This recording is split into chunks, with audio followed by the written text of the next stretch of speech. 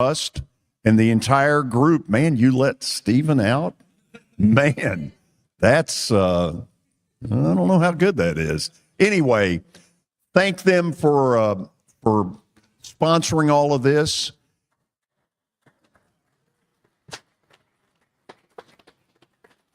Attaboy, Troy. Way to take a leadership position back there. So I'm going to introduce our panel today. From left to right on your radio dial is former University of Tennessee basketball star Mark Griffin. Mark played from 1985 to 89 under Don DeVoe. And in some research that I did, I discovered that he is the third all-time leading three-point field goal shooter in the history of the Big Orange.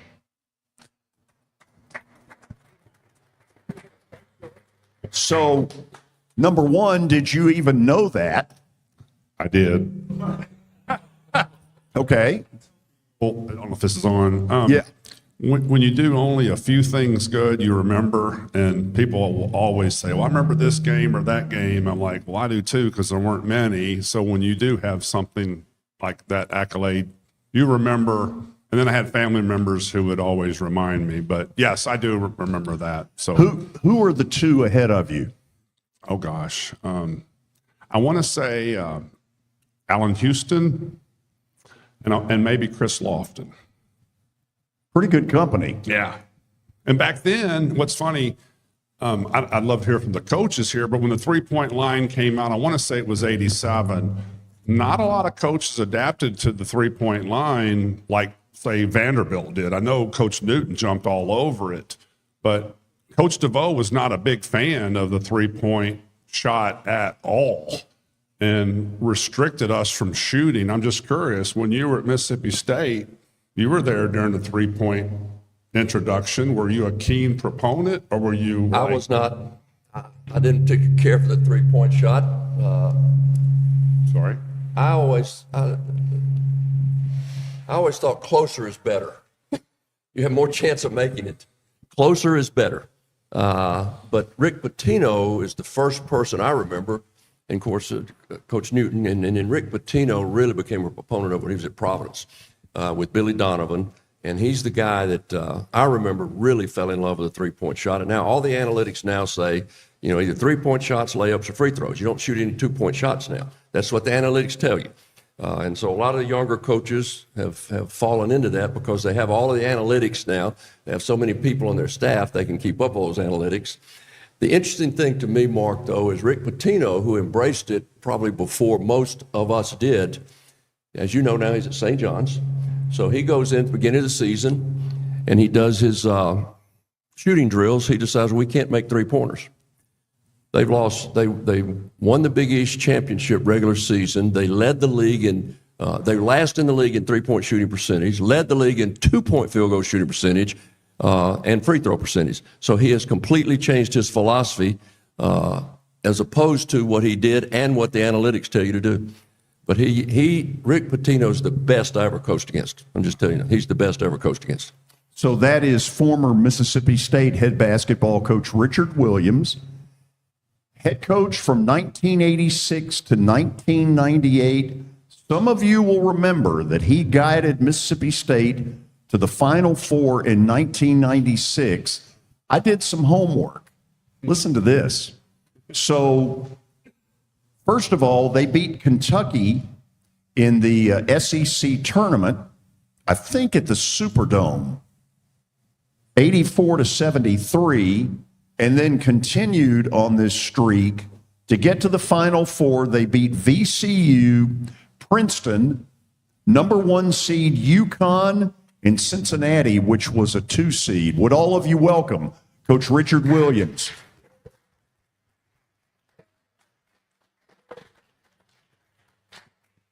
And then there is Coach Ron Bargatze, considered by me and others to be the foremost basketball authority in the city of Nashville. A lot of you will remember Coach B was a longtime assistant at Vanderbilt under Roy Skinner, later became the head coach at Trevecca, after that at Austin Peay.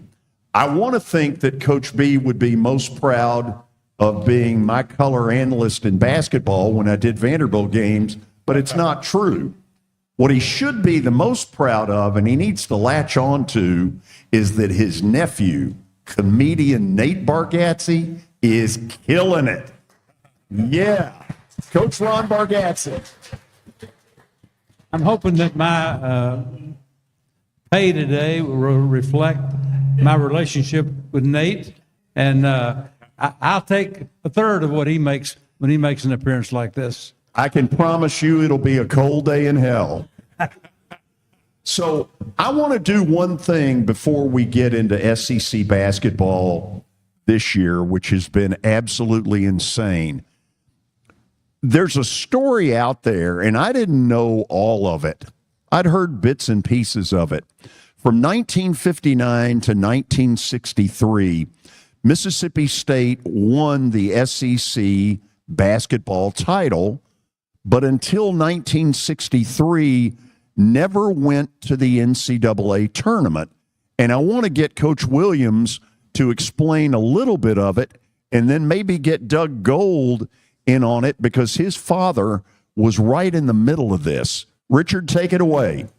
Well, during that time period, the Mississippi legislature would not allow college teams to play in events where they might play against African-American players.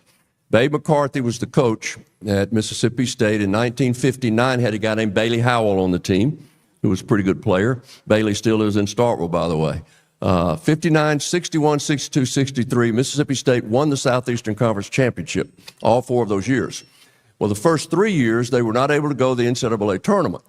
And during that time period, Kentucky either finished second in the league or won the league, tied for the championship with Mississippi State. And since Mississippi State could not represent the Southeastern Conference in the NCAA tournament, Kentucky went instead of Mississippi State.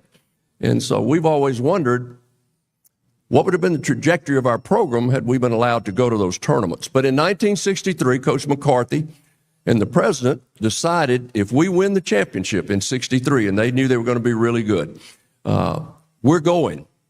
And so the story is they had to sneak out of town because of they were trying to be served injunctions, the president, the coach, to keep them from leaving to go play in the tournament. Part of the team left at night and went to, they took them to the small airport. Coach McCarthy, I think, and the president, they were at Memphis, and then they took the starters on the team to the other airport so they couldn't get served the injunction, so they had to sneak out of town.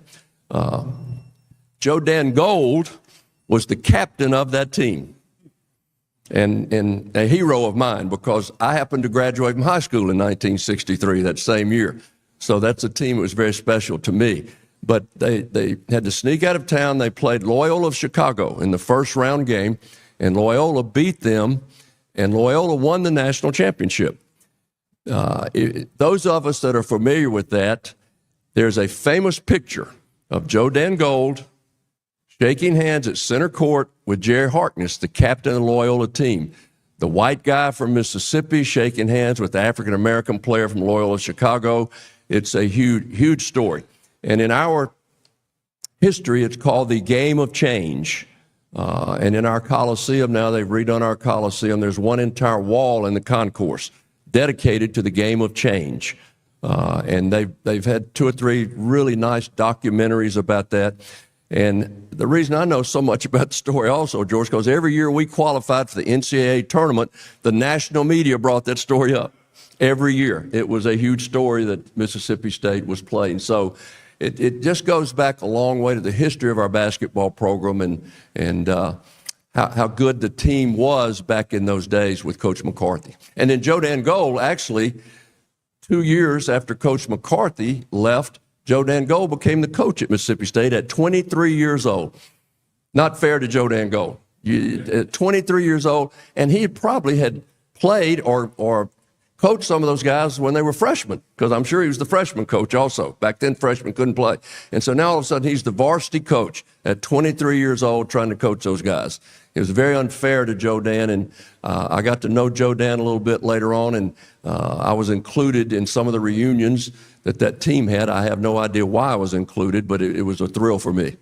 So that's the story of the Mississippi State 59 through 63 teams. So, Doug, we're talking about your dad as a head coach on the SEC level at 23 years old. What can you add to what the story? Because it's an incredible. I mean, it's a 30 for 30 if there ever was one. Yeah. I'd just say a couple of things. I know I always tell people it's really the game before Glory Road. Everybody knows about Glory Road, but the impact of it was very significant, and obviously it represented state very well as far as having to sneak to the airports and half there and then half holding back to see if they were going to be served the injunction and whatnot. So just prehistoric. And I think the neat thing I like to tell folks, everything that Coach Williams said is correct. But for my dad, I don't know if they realized the significance of that game really until he was at half court shaking hands and all the flash bulbs went off from all the photos and whatnot. And they knew it was something, pretty unique at that time. And then over the years, I tell folks, I just look at how it transformed my family, because I know obviously we still have progress we can make, but a lot has changed since then. And as Coach Williams said, my dad became a coach very young, had to recruit black athletes, or was really the first part of recruiting the black athlete, and didn't have a lot of success at Mississippi State, and unfortunately was just there 5 years and left. So it was kind of pretty disappointing for him, because it probably was his dream job other than Kentucky. He grew up in Kentucky, so he's always a Kentucky fan. So just prehistoric, and obviously I'm pretty proud. And I will tell you that Jerry Harkness and my dad became very good friends. The captain at Loyola Chicago, who won the national championship that year. And I always like to tell folks, he came to my dad's funeral in 2011.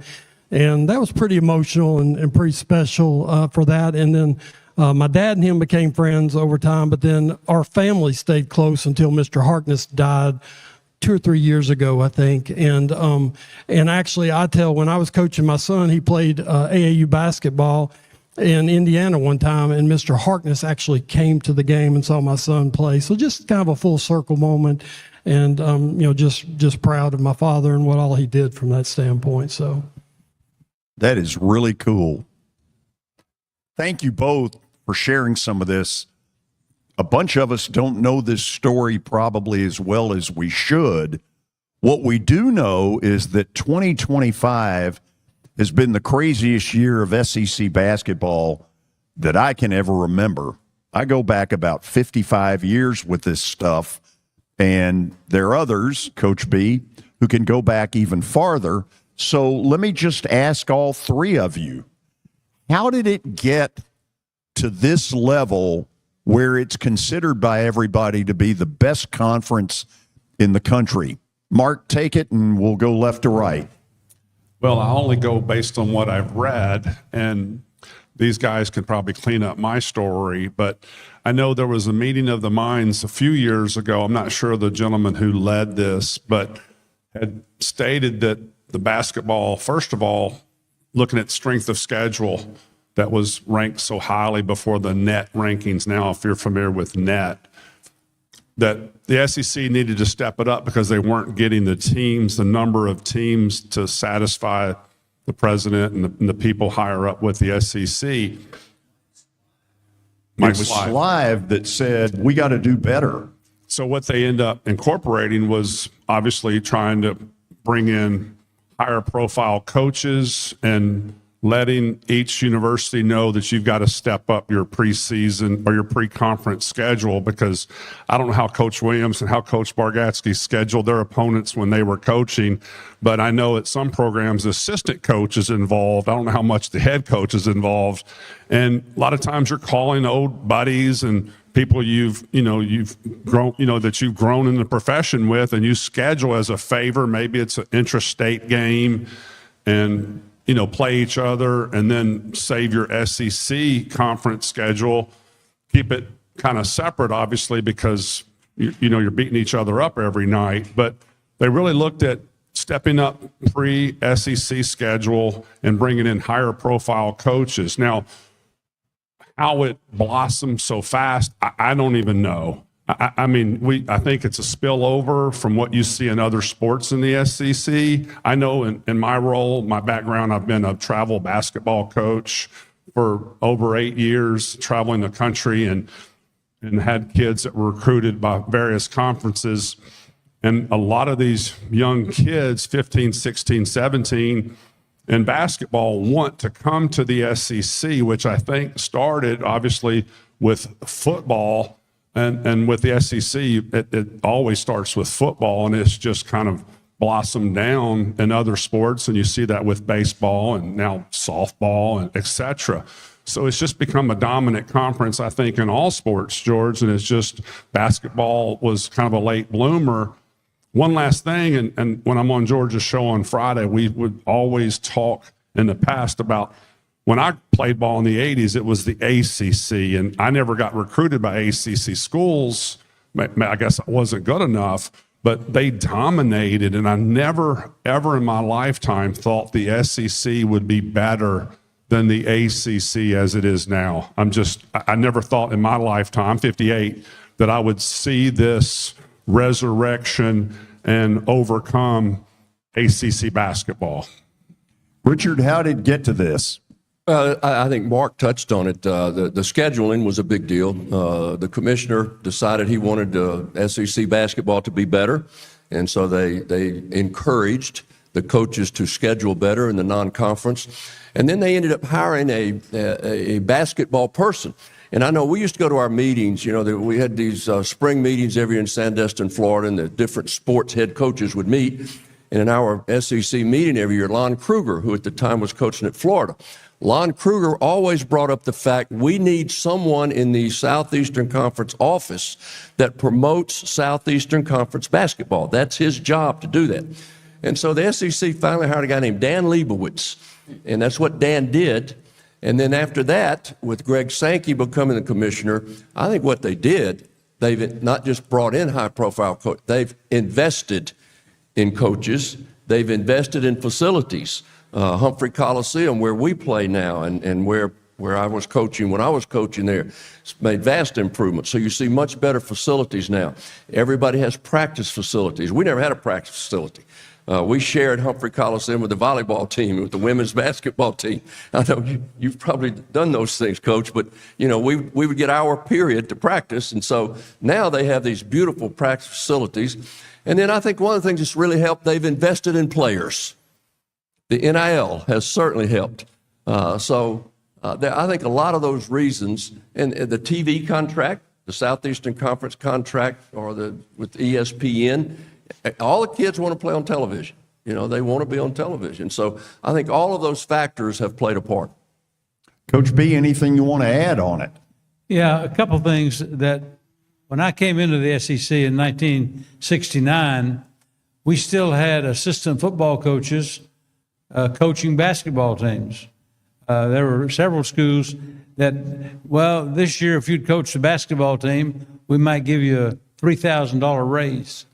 Now, but when you talk about the old days, when you talk about 1963 and that famous year when Mississippi State made a little move by the dark of night to get into the out-of-the-way airports to make their original game, that Loyola team out of Chicago was led by two former NIL players.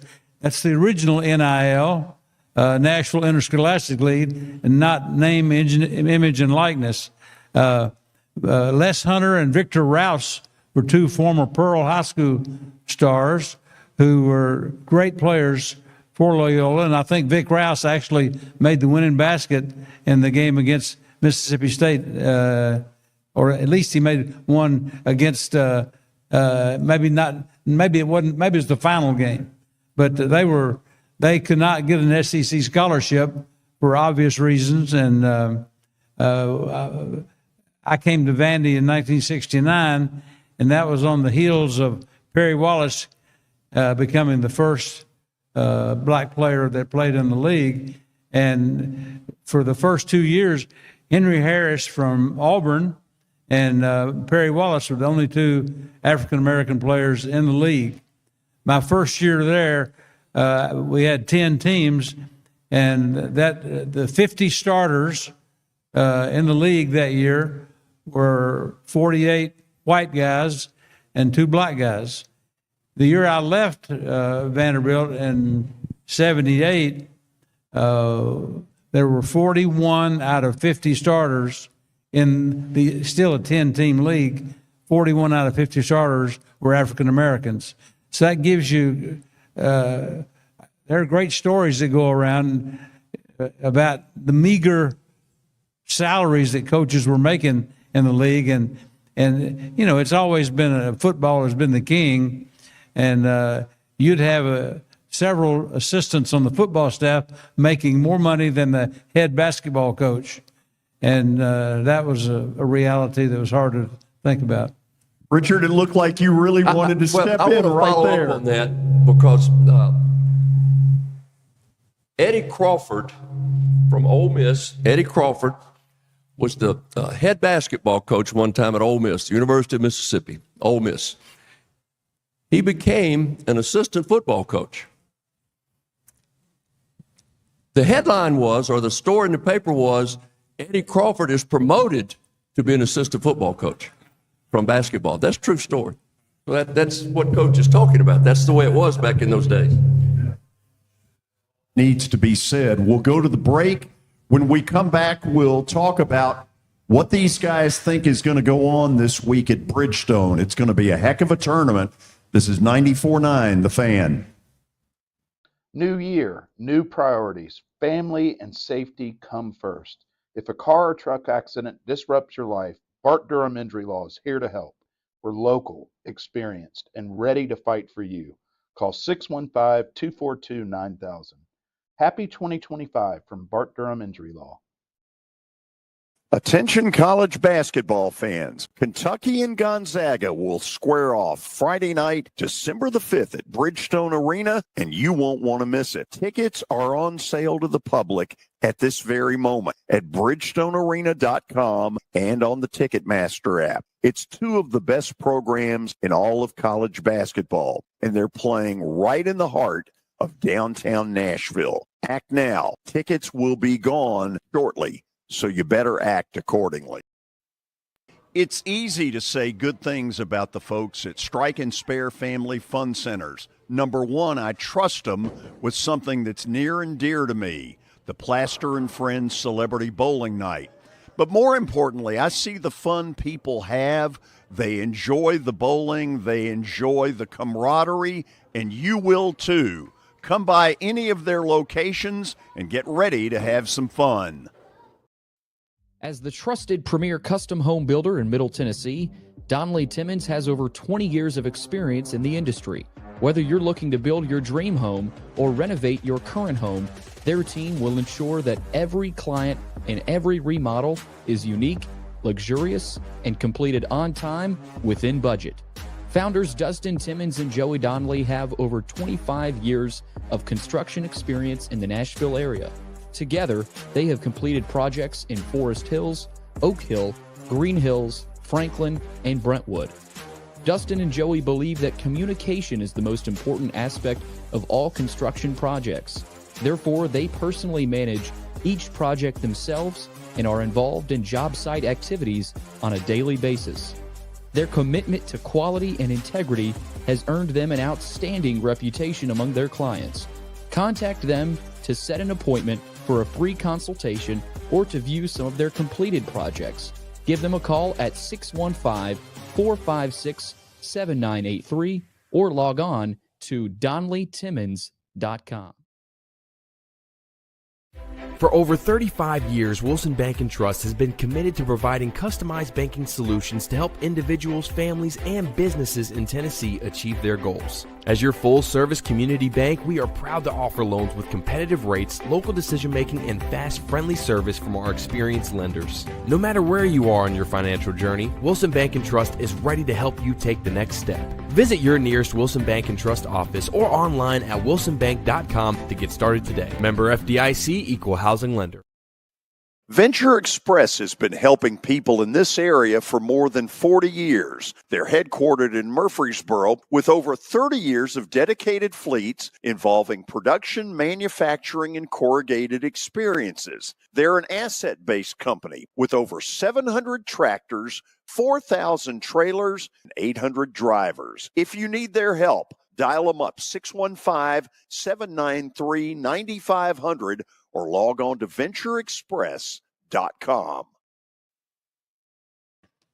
Okay, we are back. This is our SEC analyst panel. Troy, thank you for the applause back there. We have Mark Griffin, former University of Tennessee star, Richard Williams, former head coach at Mississippi State University, and Ron Bargatze, who is Nate Bargatze's uncle. Yeah, I've probably gone a little too far with that. So, guys, I've never seen this tournament as anticipated and people as excited as they are for this one. Y'all tell me, what do you think happens this week? Mark? Well, it's going to be tougher to get tickets, I think. In the past, if you were like my friends and me, we would go first day, team loses, they're just giving away tickets, and you're just hopeful. Obviously, I stick with this. I'm hopeful Kentucky always loses because they have a lot of people that travel well. If you're a Kentucky fan, I'm sorry, but I got to stand up for my Vols. I think it's going to be a lot more difficult to get tickets because a lot of people, a lot of these school fans from respective schools, I really do think they believe that maybe they may be able to make it on Sunday. And I'm not a betting person, and you guys may know a lot more than I do, but I have no clue who's going to be in the finals. And it's just going to be so much fun, so much more competitive. I just don't know where it's going to go. I have some teams that I'm pulling for. Like, I'm really big. I would really like to see Missouri do well this year because of what Dennis Gates went through last year. And if you're not familiar, the Missouri coach went 0 in the SEC regular season play last season. This year went into the transfer portal like you're going to hear about every year now moving forward, and just revamped his team. And I'm really encouraged to see how they fare this season outside of, obviously, the Vols. Richard, what do you think happens?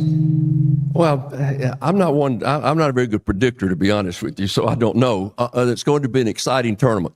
I think it's going to be more like winning an NCAA championship, because of the quality of the teams. Whoever wins this tournament is going to obviously be a really, really good basketball team. You're not going to have a bad night. It's one and done, so you have to play. If you have a bad night, you're just not going to be able to get out of this tournament. But I don't really know. Having gone through the season, I think Auburn is the best team. I think they are, but I think Florida is really good. Florida has a combination of size. They have perimeter players that are excellent. I think when you get to this level of play, your guards are a key. Your guards have to really play well. And Florida has perimeter players that are fantastic. I mean, they can shoot, they can defend. So I think they're really good. A team I like is Tennessee, I'll be honest with you, because I think they have a fantastic coach. They're going to defend every game. They're going to be physical every game. They're going to hit you every time you cut. They're going to make you be tough. The problem with Tennessee, as simple as this sounds, probably with any team, and people will say, well, yeah, that's obvious. They have to make shots. Now, I say that because Tennessee doesn't always make shots at the level they need to make shots. But if they can make shots, they have a chance because they're going to guard, and they're going to guard every possession. But you just don't know. There's so many good teams from top to bottom. I mean, how many teams? I mean, our Mississippi State team until just this past week, we've been ranked in the top 25. We're 8 and 10 in the league. So that gives you an idea of the strength of the league. I'd like to get a little audience participation here and see what this is. A pretty austere group of basketball fans, and I'm gonna throw out a team, and if that's the team that you pick to win the conference championship, raise your hand. Auburn. Auburn. Oh, that's pretty low. Didn't get as many as we thought. Alabama. That's Alabama. Tennessee. Florida. I think Florida's got the most votes. Wow. Just thought I'd introduce. I know I was all script, George, but I just wanted to see who the fans were. Well, it's your versatility. The problem with Alabama, and when you say, the teams have to make shots, Alabama depends on the three-point shot more than any other team. Now, if they're not making those three-point shots, they're beatable. It's just that simple. Now, Alabama plays better defense than people think. They're a pretty good defensive team, but they have to make shots. Tennessee doesn't have to make shots at the rate that Alabama needs to make shots, because Tennessee is better defensively. I think Florida is better defensively. But Alabama, and it's all about the analytics. Nate Oates is one of the proponents.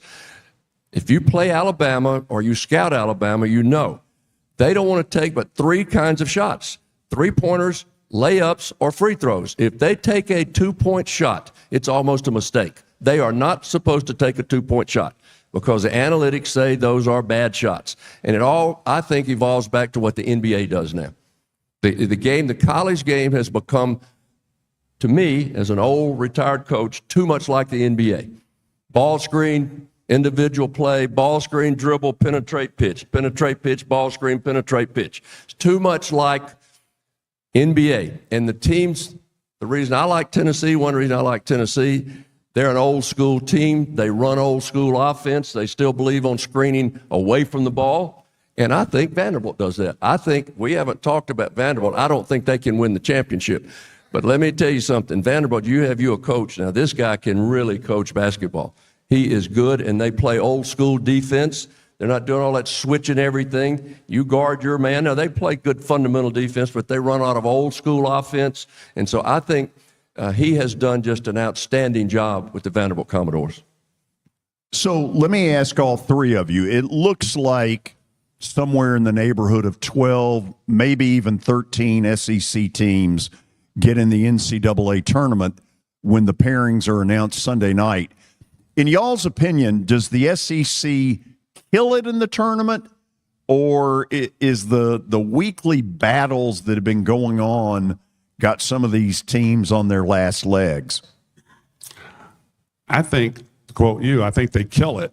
And the reason I will bring a student-athlete perspective is that when you go through the SEC race, you're playing top talent as opposed to maybe a pre-conference schedule, and you're playing some of the patsies.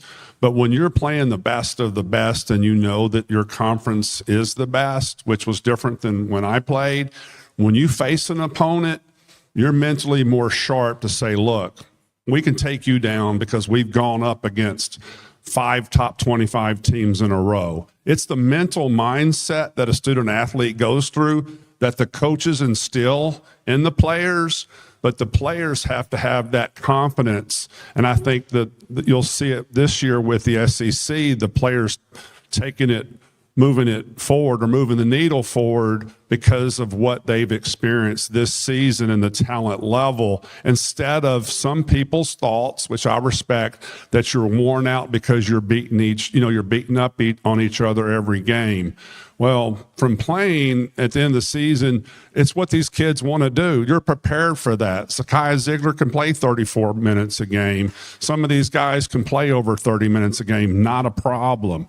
So I think that the SEC will excel, and I'm very hopeful when it gets to the Sweet 16 that we're looking at a majority of teams being the SEC. How would that look? We haven't talked about that. When you get into the Sweet 16, and let's say there's 8 teams or half the field is the SEC, I mean, that's going to be even more publicity for the conference and more pride for those fans that follow those teams. Well, I agree that I think the SEC is going to do well in the tournament, but a lot of it depends on matchups. It depends on matchups, who you get, who you draw. Now, you also have to understand some of these teams that will be a 5 seed, a 6 seed, they're good also. They're really good. And when they play an SEC team, they've read all about the SEC and how good the Southeastern Conference is and how they're going to beat everybody. So I think their mindset is we're going to prove that we can take down one of those teams. But I really believe the SEC, because of the strength of it this year, I agree with Mark.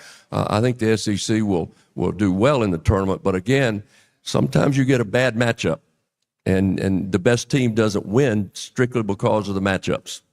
An example of that is we watched Vandy on some Saturday afternoon home games take down Tennessee, take down Kentucky.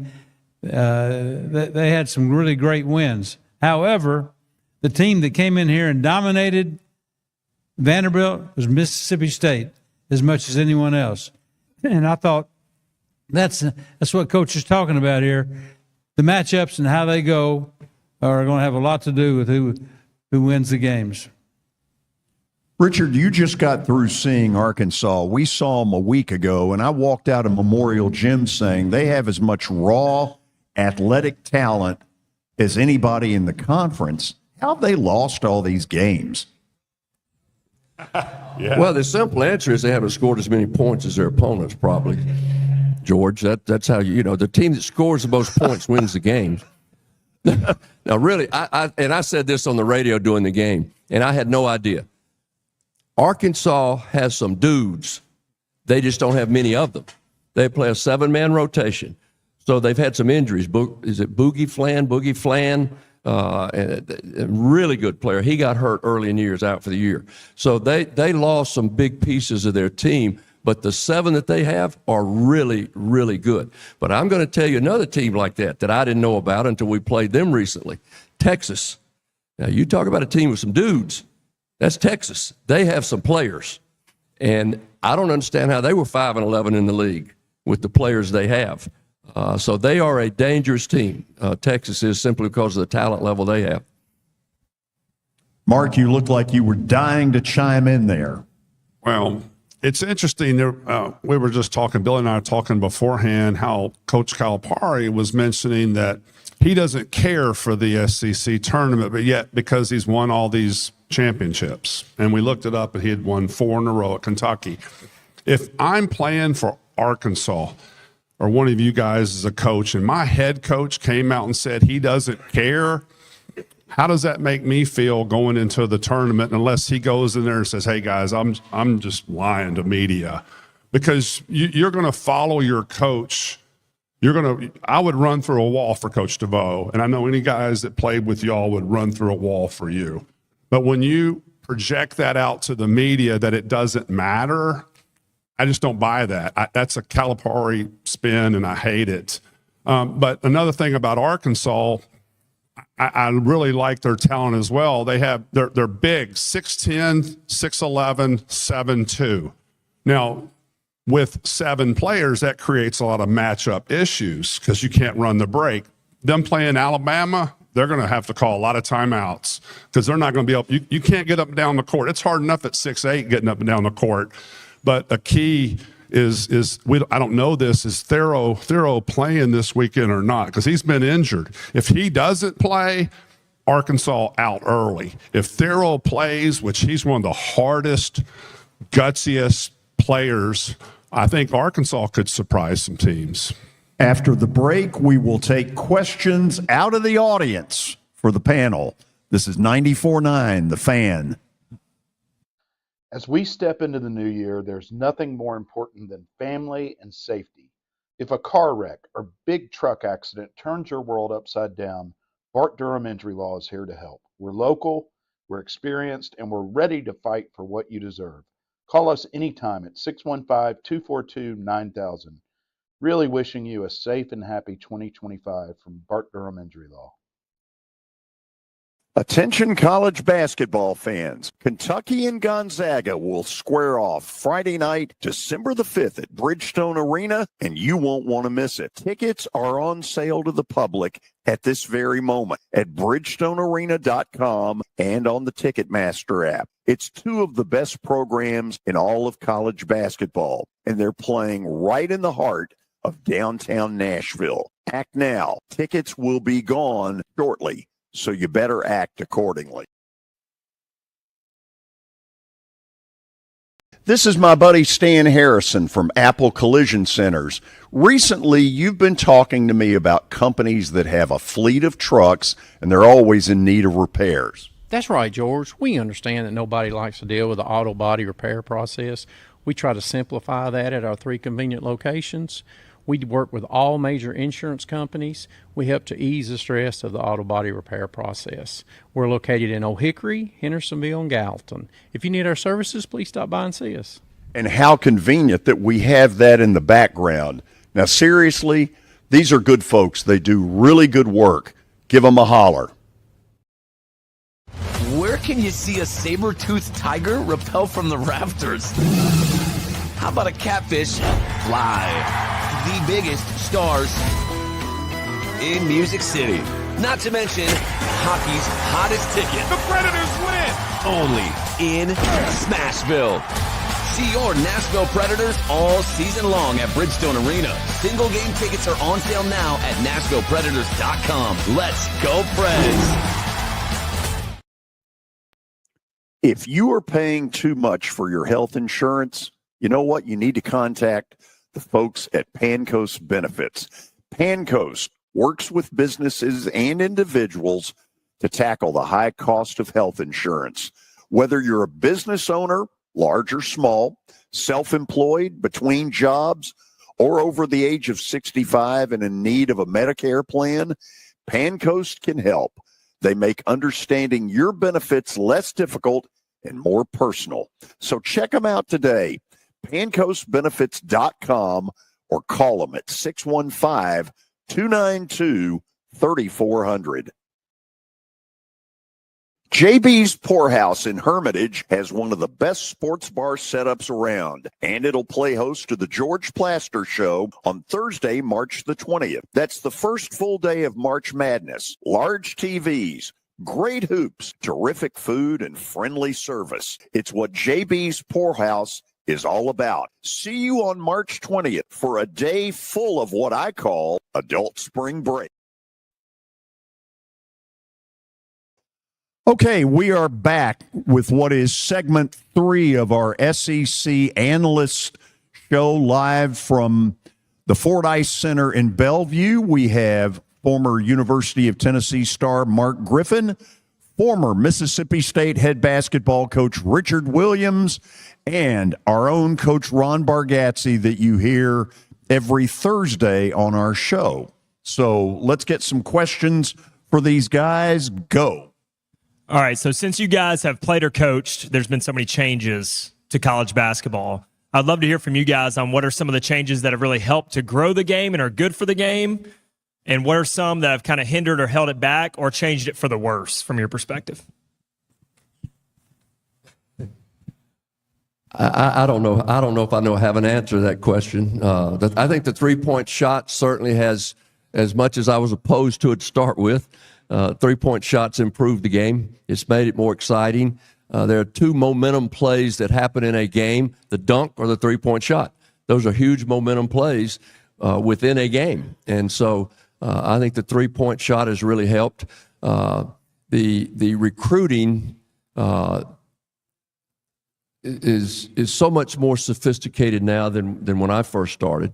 Another thing that has really helped the game, and these are some things I'm just finding out, the scouting that goes on now, it's so sophisticated. All of these teams in the Power 4, Power 5 conference, all the SEC teams, for instance, they subscribe to this, it's called synergy.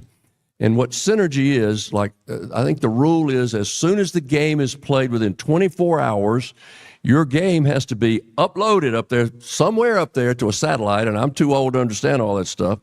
And so everybody that subscribes to Synergy, which all the other teams do, they can download that game, and they get that game, and so they start scouting. Well, it is so sophisticated. These 10 assistant coaches now that they have all sit in front of their computers all day long, and they can punch a button. They say, show me every jump shot Mark made going to his right. Show me every shot Mark took going to his left. How many did he miss going to his left? How many times does he shot fake before he drives it? That is how sophisticated the scouting is now. And so that's why I think it's harder to score, because they've improved the defense so much because of the scouting. And now, and I didn't know this until this season, and Chris Jans, who is our head coach, said this on the postgame radio show to Neil and I one night. They actually now can have the iPads behind the bench.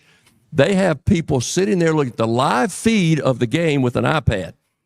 And if a play takes place during that game, say somebody scores against us, and Coach Jan says, show me that play right now. Boom, there it is. He can point to that player, right? This is a mistake you made on that defensive play. When they go in at halftime, they have that broken down to highlights, good plays, bad plays. They can show it to the players at the halftime right now. We didn't have that kind of stuff. So those things have made it a better game. I think in some ways it's made it not as good, to be honest with you, because part of the game I enjoyed coaching. Coach, I don't know about you. I wanted to know what my eyeballs saw during the game. And I loved seeing what was going on, what the other coach was doing, and what I could do to maybe negate what he was doing. So in some ways, I think it's helped. Some ways it's hurt. Coach B, I know you've got a few. Let's hear them. Trust my eyeballs. I feel like I'm a little deficient without having some technology backup. Do I know how to turn the projector on or analyze? No, but that's really changed. There's one of my favorite stories when Vanderbilt hired Steve Sloan to be the football coach in 1973. Bill Parcells was the defensive coordinator, and Rex Dockery was the offensive coordinator. And Parcells, who was with Krzyzewski at West Point, and was a big Bob Knight fan, and he felt like he fashioned himself as a basketball expert, learning at the heels of Mike Krzyzewski at West Point. So I said, what does Coach Sloan tell you guys in a situation when you're analyzing the game? He said, well, first of all, he's got to learn how to turn the projector on. And he was true, because Steve didn't mess with that kind of stuff. He let Parcells and Dockery take care of their business. And basketball, there's been a huge, back in the early to mid 90s, there was a huge influence throughout the South and all the country of independent or AAU basketball. And you saw a lot of good all-around athletes forego a sport, whether it be baseball or football, to be on the AAU circuit and develop their game in the summer. That's when I could see a huge difference. I saw Ron Mercer one night in 1992. I saw him pitch against Upperman in a baseball game at Greer Stadium. Well, we had the Music City Jammers, and our offices were there. So I was watching watching Ron Mercer throw a one-hit shutout against a very good team, and the next day he opted for AAU basketball over baseball. At that time, he was considered to be probably a decent baseball pitching prospect. What are you thinking? Well, I'm mixed concerning NIL.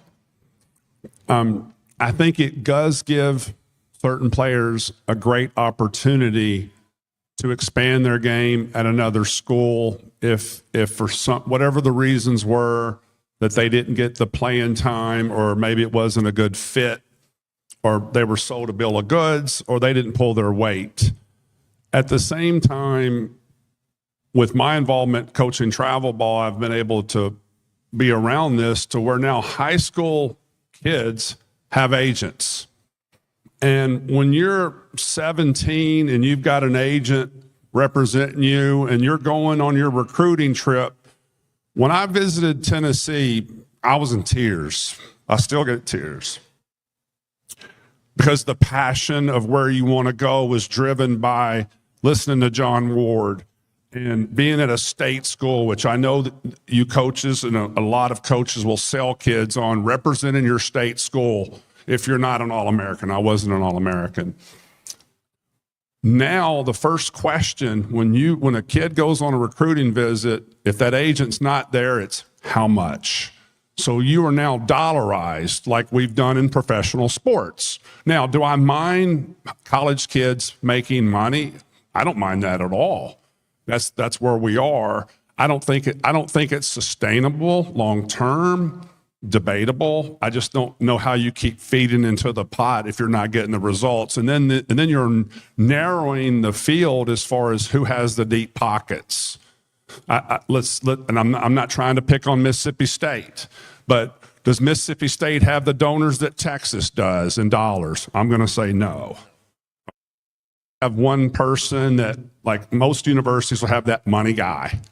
But I think that hurts the experience of school. Another thing I want to mention about the student athletes is when you're allowed to transfer every season, I have a problem with that. Because at some time, and maybe this, once again, is the way I was brought up, maybe the way you were brought up, we're told you got to tough it out.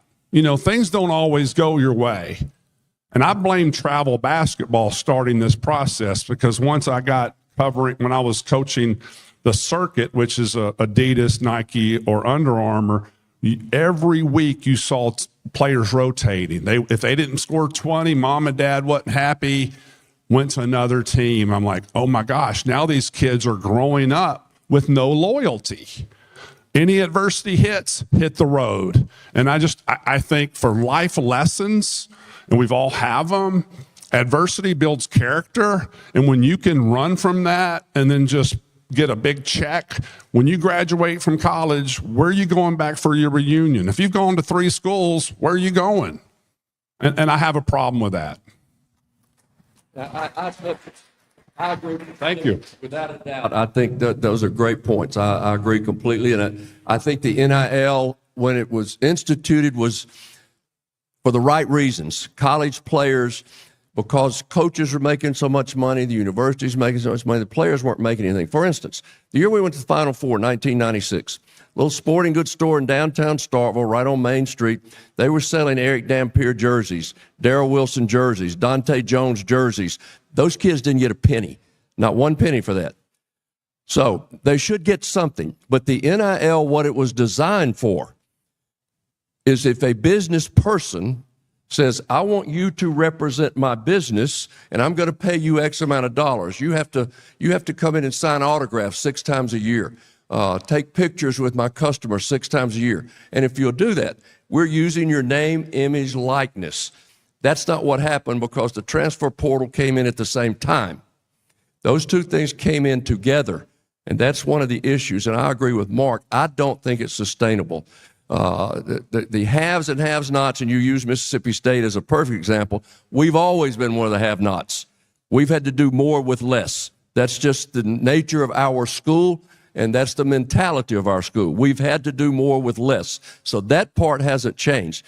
But I agree that schools like Texas, Texas A&M, those schools that have that kind of money, they're going to be able to afford better players if they want to go get them, as long as it's professional sports is what we're doing now. And Mark brought up the idea about agents.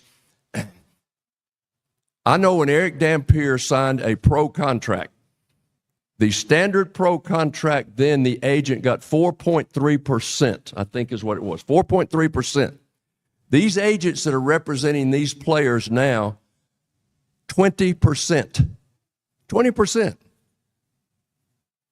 It's unbelievable what the money that's out there and the money that's passing hands now for these players to change schools. And a lot of the agents are encouraging the players to change, because they know a travel coach, they know an AAU coach, they know a high school coach. Look, who's leaving? Who's leaving? These guys, Bobby Hurley from Connecticut, and I'll finish with this, he was just quoted this week saying over half his team will enter the transfer portal, and most of them already know where they're going. because they're already being tampered with. And that's what's happening in today's game, and I think it's a shame. I have a question about, I don't understand why the NCAA hadn't done this yet, but everybody else plays 4 quarters. And I just kind of want to know your thoughts. I kind of like it, for one thing, they reset the fouls, after each quarter, but I don't like it that they took away 1-and-1s. I think that was, one thing they'd work on, but I wonder what y'all's opinion is on that. It's hard to understand the question, feedback. The men's game going to 4 quarters as opposed to 2 halves. How do you feel about that? I think that's more semantics. I kind of enjoy the girls' game and seeing a break coming at, playing those 10-minute periods. I kind of enjoy that. That's just personal taste. I don't see it affecting the game greatly. I hope it stays 2 halves, because that's the way it's always been for me since I was a junior high coach. I like 2 halves, but I like Coach Bargatze says, I don't think it makes a difference. Now, Neil Price, who is our play-by-play guy, who I work with, and some of you probably know Neil because he's from this area, and he did Kentucky women's basketball for, I think, 15 or 16 years. He likes the 4 quarters. He says it makes the game go faster. You don't have as much fouling going on because of the foul situation. And so Neil really likes it. I've never, and I haven't watched enough women's basketball to see the difference, to be honest with you. So I like the 2 halves. I'm going to go a whole different area. I don't care if it's quarters or halves. My biggest issue, and of course Jay Billis, thank God for him, he's well respected, listened to. I have a bigger issue with this. 2 minutes left, which means 25 more minutes for us to sit there. That's a bunch of crap. I mean, make it, we're talking about transition to pros.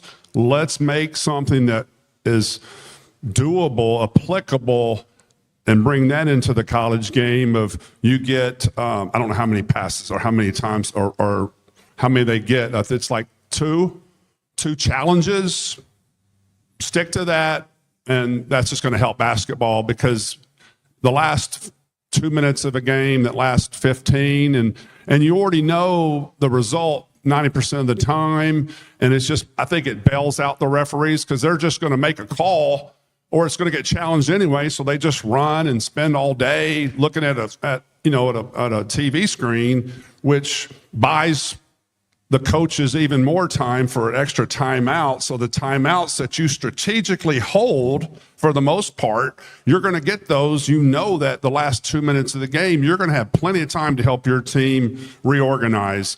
I think, to me, that's the biggest issue versus 4 quarters, 2 halves. I don't think that's that big a deal to me, but that's just my opinion. Okay, final question. Hey guys, I wanted to ask an officiating question. Some of these games, I'm a Vanderbilt fan. Coach B knows that. Some of these games have gone, for instance, the Vandy A&M game in College Station, 2 hours and 45 minutes. And it seems, and I'm not trying to criticize the officiating, they've got a hard job. But there's incredible athletes now. The action is so fast. It almost seems like to me that the refs, almost can't ref that action, and they've always got to go to the monitor. And it always seems like, too, that one half is going to be reffed one way. Maybe some things are going to be let go, whether it's pushing and shoving down low. And then the next half, ticky-tack stuff's going to be called. And this is how you get 2 hour and 45-minute games. Is there anything that can be done about that? I was at a high school game week before last, and I think it was about 18 or 19 minutes longer because of the timeouts, and they didn't even have any reviews. So I know we all get tired of watching those reviews, and if somebody is ahead by 7 or 8 points and they've got a foul to catch up, it can really extend the time of the game. So I'm going to watch it all no matter what, but hard to tell. I think it depends on the officials. Some officials call games more closely than other officials call it. That's just the way it is. And I think most officials at our level, they're told earlier in the year. They have meetings, they have officials meetings. They watch the films, the calls that have been missed. Let's look for these different calls. And I think earlier in the year, especially the newer officials in a league, try to call it a little more closely. The older officials, they're going to call it the way they've always called it. I don't care what the commissioner tells them to do. That's just the way they're going to do it. And then as the season goes on, they let more and more go. I think part of the theory is you don't want your best players to foul out. People want to see the best players play. But I agree with you. The game now, you have big, strong, fast athletes all playing in an enclosed space. 10 of them at one time in an enclosed space. It's a very difficult game to officiate. Very difficult. So they're going to miss some calls. They're going to make some calls. But it just, I think it depends on the individual official. Some see things differently than others. But I agree that the game goes too long. But the thing that Mark brings up is the thing that just irritates me, especially as an analyst sitting there and they have all of these reviews. And what bothers me, two officials go to the table and they look, and then they call the third official in. And they're talking to Birmingham about what the call is. How many people does it take to see the guy was standing on the line, he wasn't standing on the line? I just think it's ridiculous with all of the reviews, and all three officials have to look at that TV screen and all that. Now, it can be done if you give coaches 2 challenges per game. You get 2 challenges, that's it. I think it speeds things up. Hey, Mark, how about this one? The officials get 1 minute in that little peep show, and if they can't figure it out in that minute, then it goes back to the call on the floor. Well, why even take a minute? I mean, limit it to 45 or 30 seconds. I mean, it's right there. By the time they get to the table, you've got your hired employees through the university or the conference or wherever they're from. They can rewind quick. I mean, they have the technology. Referees step up. It's there. Let's see it. If it's going to be 1, 2, 3, however they're going to get together, time it. Time how long referees can be there. And Birmingham's just got to get on the ball and move on. Guys, I want to thank you all for taking the time to come out here and do this today.